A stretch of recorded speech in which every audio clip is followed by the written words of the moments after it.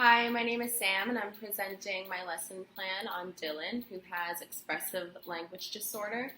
It's a speech and language disorder that has an unknown case or origin. It's similar to other speech and language disorders and delays and can easily be confused as such.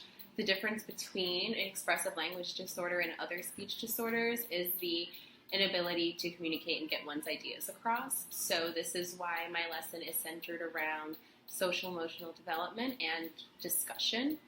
Dylan's a first grader whose first language is French. He's 7 years old and is super smart and he's super active. He has a sister who's in 4th grade in the same school. She was a former student of mine, so I have a good relationship with the family. He lives with his 2 parents in a bilingual household. He speaks English and French and attends a French dual language school. He receives a 50-50 model of instruction in French and English in a side-by-side setting. He's an avid reader, and he's really great at math and solving puzzles, and he's a really strong leader in school. He shows difficulty speaking in large groups and during one-on-one conferences. It takes him a long time to think about what he's going to say before he says it, and this is why we're using discussion to help him because he was evaluated by a school psychologist, and his evaluation came up unfounded. He does not have an IEP. So his mother sought some outside help, and he was diagnosed outside by a neuropsychologist with expressive language disorder. He does have an outside speech pathologist that he works with, and some of the strategies that they work on in class, I work with a speech pathologist to implement them in the classroom as well, because although he doesn't have an IEP, he does need some accommodations in the classroom. So it was a really fun lesson to plan, and because social emotional learning is one of my main focuses as an educator, this was really important to me. According to our text, the promotion of social and emotional development means helping children to become emotionally secure and to develop a healthy sense of self. Students need to know their worth and that they're special and important. So no matter who they are or what struggles they have, they need to have that self-worth. I decided to bring in this book in relation to our independent work, which will be a self-portrait. I used The Boy Who Opened Our Eyes because it's about a young boy who suffers from blindness, and I thought that it would be a great story to read and discuss with the students because we all have differences, and I wanted to show them that even though children have differences, they can still have self-confidence, self-worth, and believe in themselves and live life just like anybody else. So for the lesson, we discussed the character Mark in the book, and we talked about what he looks like in the story. So we opened up to the story. We opened up to the story and we discussed what kind of boy does Mark look like. Does he look like a happy boy? Does he look like a sad boy? Does he look like a shy boy? And the students have a feelings chart in the classroom that they can use to associate with feelings and expression. So we decided that Mark looked like a happy boy, and this was a good opportunity for the teacher to look in and see if Dylan was participating in discussion. So we all decided that Mark was a happy boy in the beginning of the text.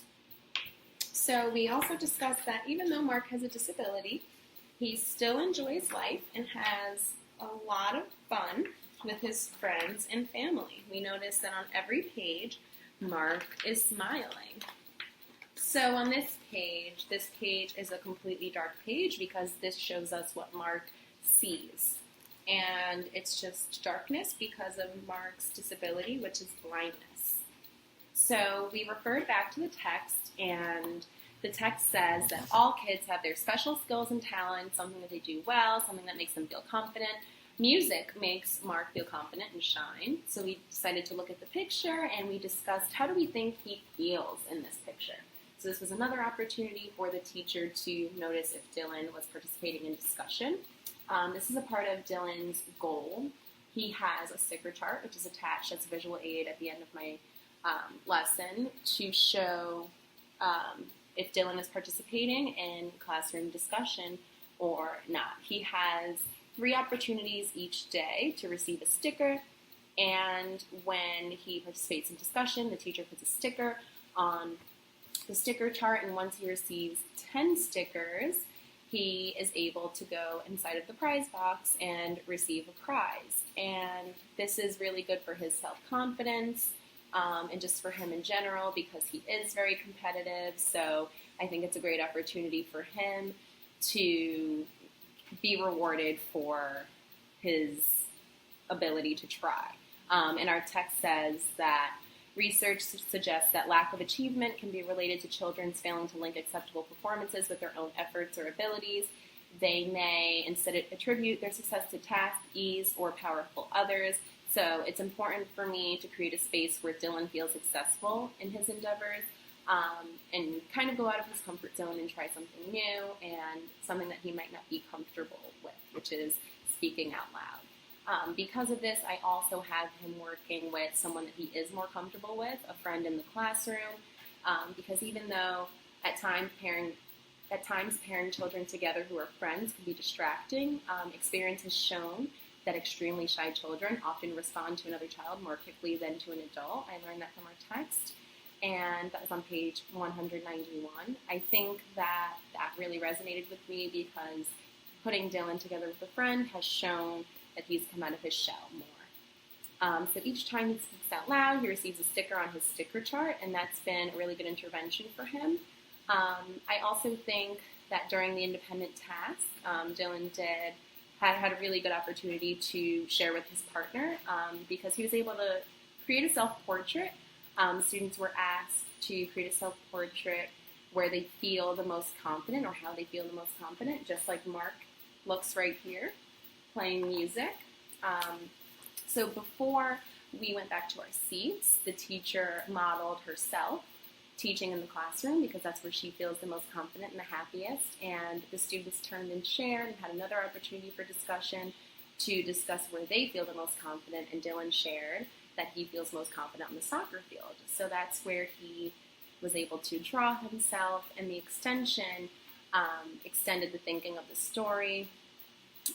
Where do they feel the most confident? How do they feel like the most shining star? And how can we relate that to Mark and the story? So the students had a lot of opportunity to share and discuss and build their confidence through this story. I think it was a really fun lesson, and thank you guys so much for listening in. All of my visual aids are attached, and thank you guys so much. I look forward to your feedback. Have a good